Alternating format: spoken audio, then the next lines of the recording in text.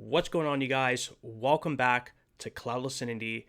I'm Christian with Klaudlessmedia, and welcome to the Final Pour, a new mini-series where we crack open the last few beers from Triton Brewing Co.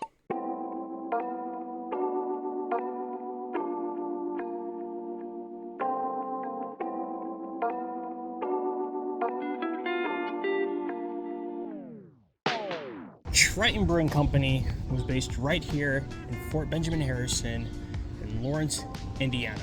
And while their doors have recently closed, you can still find their beers floating around Indy. And today, we're going to be giving one of them the spotlight. We're starting things off with the Blueberry Barn Phantom Gose, a fruited gose that clocks in at 4% ABV with just 10 IBUs.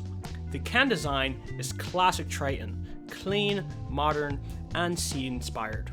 It uses their signature two-tone layout with wave detailing that calls back to the brewery's nautical theme. This one pairs a cream top with deep ocean blue below, perfectly matching the crisp, tart flavor inside. Now, Gose beers are kind of like the chill cousin of the sour. They've got that tart kick, but they're brewed with salt and often coriander, which gives them this light, refreshing edge. And so, without further ado, let's pour it up and see what's left of Triton's magic. In the glass, this one pours a striking ruby red, almost like fresh grapefruit juice, with a subtle bluish tint that sets it apart. It's completely opaque, giving off a dense, almost fruit puree vibe. This head starts off with lots of fine bubbles, a light reddish white in color, but it fades quickly, and those bubbles settle down fast. Visually, it's bold and unexpected, definitely eye-catching for a Gose. The aroma is gentle but really pleasant. There's fresh blueberry right away, like fruit skin more than juice, and just a touch of that Gose-style saltiness underneath. Compared to a typical sour, which might hit you with a strong funk or vinegar-like tang on the nose, this Gose is way more subtle, clean, fruity, and refreshing without being overpowering. Cheers. Right away, you get a soft blueberry note, not sugary or artificial, but more like fresh fruit. That classic Gose saltiness kicks in shortly after, smoothing out the tartness and rounding off the flavor. There's a nice crispness without going full-on sour, which makes it a lot more approachable. The body falls in the light to medium range, which it leans light overall. It's smooth and easy drinking with a refreshing finish and just enough texture to remind you it's not your average beer.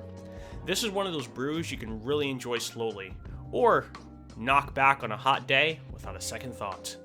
If you've never had a Gose before, it's not just a sour.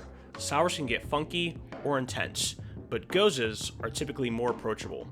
Brewed with salt and often coriander, they bring a savory balance to the tartness, and that's exactly what this beer does well.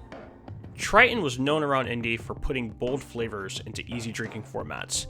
Their Barn Phantom series really showed how they could take a traditional style like a Gose and make it something fresh without overdoing it. And this is one of those beers that makes you wish the brewery stuck around longer. It's bright, sessionable, and doesn't try too hard.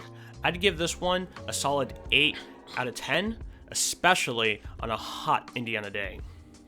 So that wraps up this pour of Triton Brewing's Blueberry Barn Phantom Gose. It's refreshing, it's subtle, and it's a great intro to what the Gose style has to offer, especially if you're not usually into sours. I'm excited to dig deeper into the rest of Triton's lineup in this final pour series. If you've ever had this beer or anything else from Triton, let me know what you thought in the comments.